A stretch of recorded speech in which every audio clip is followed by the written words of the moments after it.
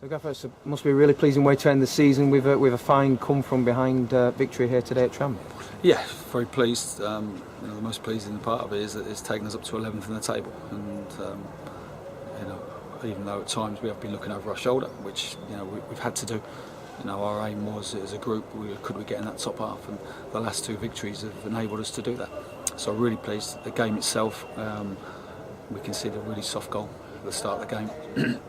And it lifted the whole stadium, lifted their team, and obviously the sending off enabled them to just sit back in the two banks of four and make it really difficult for us. But we were very patient in the second half, and I felt we had enough quality players out there that a chance would eventually come. And when they did, we had two strikers on the pitch who had the ability to put the ball in the back of the net.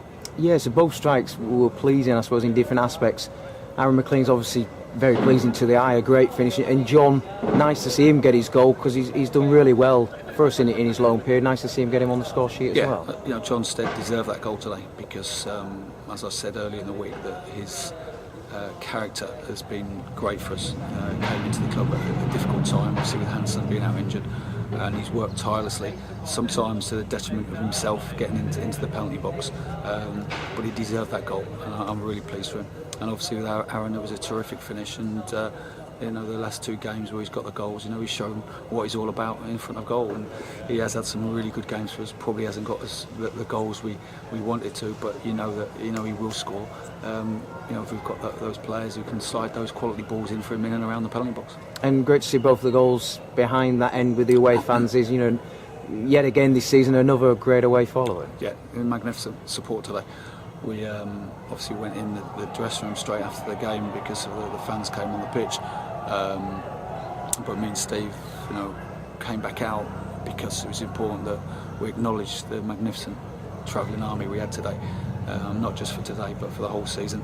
And it was great for them to go home and see those two late goals in front of them. So thank them all again, and hope everybody enjoys the summer, and hopefully we can come back stronger next year. And as we touched on there, obviously top half finish, 11th in what has been a really tough division. I mean, it's 3 wins out of the last 4 games. Those are two very pleasing factors, I suppose. Yeah, that's it. I think, at the start of the season we had a great points return from the first 10 games, and we had a horrendous run. We just couldn't get over the line in games, and then we finished really well. And so we've said all along, we know we're capable of winning games at this level. We've done well against the top teams, but we've had disruption. I know a lot of teams have also had that, but we've had key players who we've missed, and we've had to almost rebuild in that January window with 5 or 6 players coming in. But everyone's made a contribution, and I've got to make a special mention to all the staff. Obviously Steve Parkin, Nick Allenby, Matt Barras, Lee Butler in particular, the staff, how hard they've worked, with me all season, and they deserve a lot of credit, for getting us in the top half as well as the players.